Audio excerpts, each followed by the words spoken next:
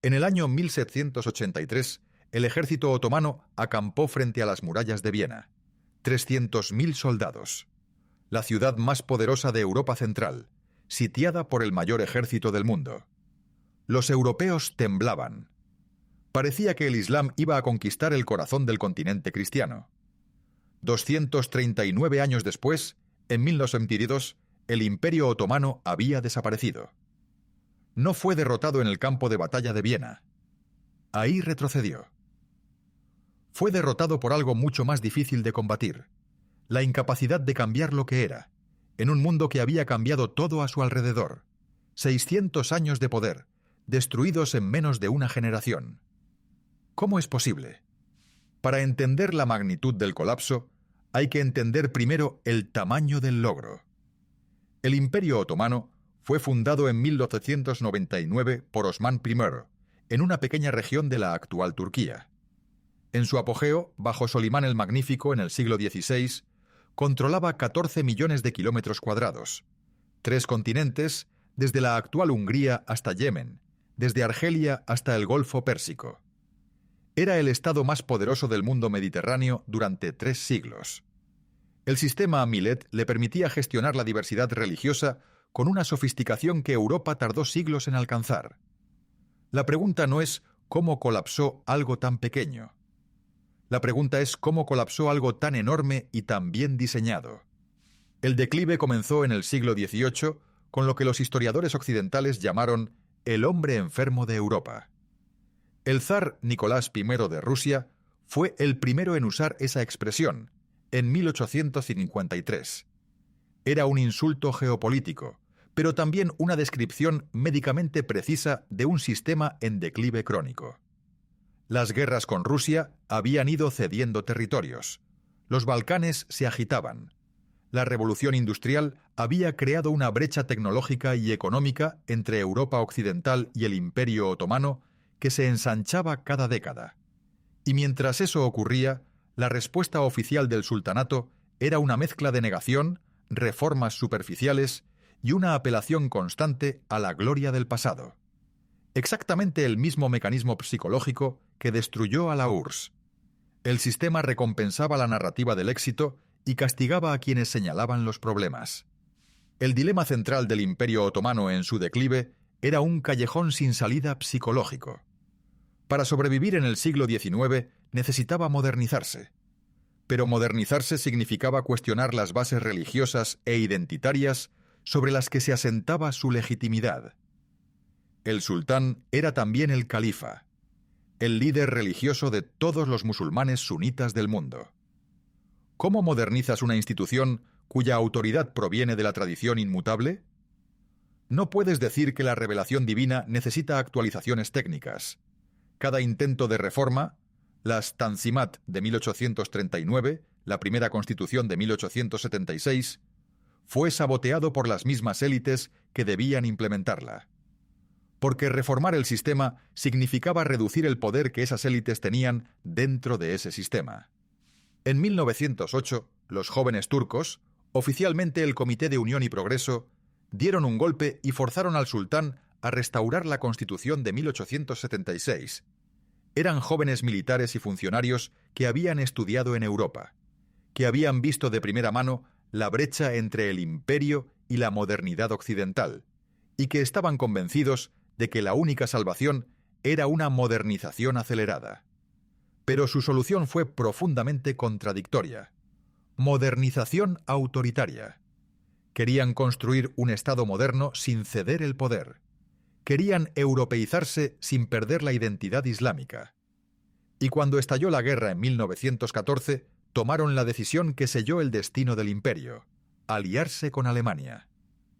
No porque fuera estratégicamente correcto, sino porque era el bando que prometía restaurar los territorios perdidos.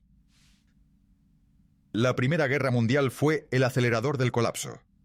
El Imperio Otomano entró en la guerra en octubre de 1914 del lado de Alemania y Austria-Hungría.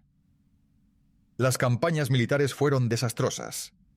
En el Cáucaso, el ejército otomano sufrió derrotas catastróficas contra Rusia. En Mesopotamia fue derrotado por los británicos. En el mar su flota era irrelevante. Y en medio de este desastre militar, el gobierno otomano tomó la decisión más oscura de su historia, el genocidio armenio de 1915. Más de 1 millón de armenios fueron masacrados o murieron en marchas forzosas. Fue el primer genocidio del siglo XX y fue la señal más brutal de un régimen que había decidido que su supervivencia justificaba cualquier crimen. Gallipoli es el capítulo más extraño de esta historia, porque es un fracaso que creó dos naciones. En 1915, los aliados, principalmente tropas australianas, neozelandesas y francesas, intentaron un desembarco anfibio en la península de Gallipoli para abrir el estrecho de los Dardanelos y llegar a Estambul. El resultado fue un desastre aliado de 8 meses y más de 100.000 muertos. Pero la victoria otomana fue liderada por un oficial relativamente desconocido, Mustafa Kemal. «No os ordeno que ataquéis, os ordeno que muráis», les dijo a sus soldados. Para Australia y Nueva Zelanda, Gallipoli se convirtió en el mito fundacional de sus identidades nacionales. Para Kemal fue el trampolín hacia el poder. El fracaso aliado creó al hombre que destruiría el imperio que lo defendió. El Tratado de Sèvres de agosto de 1920 fue la autopsia del Imperio Otomano en vida. Las potencias aliadas victoriosas dividieron el territorio otomano entre ellos. Los griegos recibirían Esmirna y parte de Anatolia. Los kurdos recibirían autonomía. Los armenios recibirían su estado. Los franceses, los británicos, los italianos se dividirían el resto. Al sultanato le quedaba un trozo de la actual Turquía, sin acceso al mar, sin recursos, sin ejército. Era el fin formal de un imperio de 600 años. Pero el Tratado de Sèvres nunca entró en vigor. Porque mientras los diplomáticos negociaban en París, Mustafa Kemal estaba organizando la resistencia en Anatolia. Mustafa Kemal es una de las figuras más radicales de la historia del siglo XX. No fue un reformador, fue un demoledor sistemático.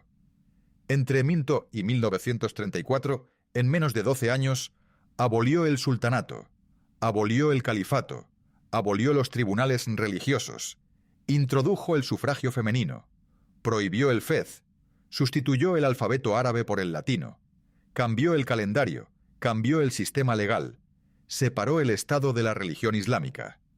Y todo eso lo hizo desde el poder, con una velocidad que haría palidecer a cualquier reformador moderno. Su lógica era quirúrgica. El Imperio Otomano había colapsado porque la identidad islámica había actuado como camisa de fuerza que impedía la modernización. La única solución era cortar esa camisa de fuerza. La abolición del califato en 1924 fue el acto más simbólicamente cargado de la historia moderna del Islam. El califa era el sucesor del profeta, el líder espiritual de todos los musulmanes sunitas del mundo. Cuando Atatürk firmó esa abolición, no solo estaba cerrando una institución, estaba rompiendo con 1300 años de historia religiosa. Las reacciones en el mundo islámico fueron de shock y de furia. Gandhi escribió cartas exigiendo la restauración. Los ulemas de la India protestaron. Los activistas del mundo árabe organizaron conferencias para elegir un nuevo califa. Nadie lo logró. El vacío que dejó el califato otomano no ha sido llenado hasta hoy, y es uno de los factores que explica la emergencia de movimientos como el Estado Islámico, que prometía restaurarlo. El territorio del Imperio Otomano, al momento de su disolución en 1922, era el 5% de su extensión máxima. Había pasado de 14 millones de kilómetros cuadrados a 780.000. El mapa de 1783 versus el mapa de 1922 es uno de los ejercicios de contracción geopolítica más extremos de la historia moderna. Y ese colapso territorial siguió una lógica perfectamente trazable. Primero los Balcanes en el siglo XIX, luego el norte de África, luego el Levante durante la Primera Guerra Mundial, luego Anatolia casi cedida en Sèvres. Cada pérdida aceleraba la siguiente. Cada derrota hacía más difícil resistir la siguiente presión. La lección psicológica central del caso otomano es diferente a la de Roma o a la de la URSS. No es sobre devaluación monetaria ni sobre sesgo de supervivencia. Es sobre identidad. El Imperio Otomano colapsó en parte porque su identidad religiosa, imperial, califal, era tan constitutiva de lo que era que no podía ser otra cosa sin dejar de ser. Cuando el mundo cambió a su alrededor, no tenía la flexibilidad psicológica para cambiar sin percibir ese cambio como una traición a sí mismo. Las instituciones y los países que más dificultad tienen para adaptarse son precisamente los que han construido su legitimidad sobre la inmutabilidad. Somos esto porque siempre hemos sido esto. Cuando esa frase ya no describe el mundo real, el sistema colapsa. El paralelo con la Turquía de hoy es inevitable, aunque incómodo. Erdogan ha construido su proyecto político en parte sobre la nostalgia del Imperio Otomano, el llamado neo-otomanismo. La asignación de la Hagia Sofía como mezquita en 2020, las intervenciones militares en Siria, Libia, Azerbaiyán, la retórica de potencia regional. ¿Es esto un renacimiento otomano? No exactamente, pero psicológicamente es revelador. Los países que han vivido épocas de grandeza tienen dificultades para aceptar su posición actual en el mundo. La nostalgia imperial no es un fenómeno turco, es un fenómeno universal. Y cuando la nostalgia se convierte en política exterior, los resultados son impredecibles. La lección más perturbadora del caso otomano es la paradoja de Atatürk.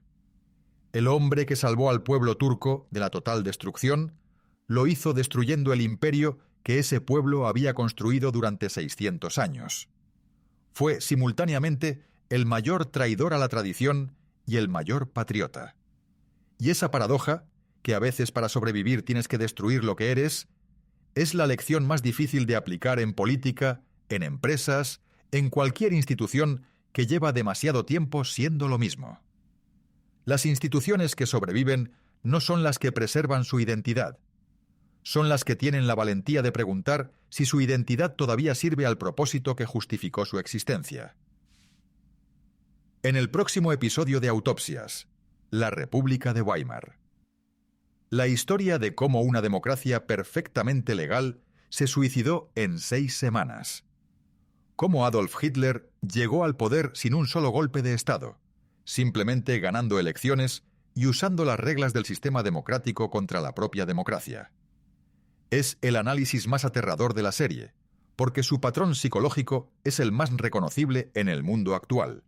Si esta autopsia te hizo pensar, suscríbete. Curiosa profundidad.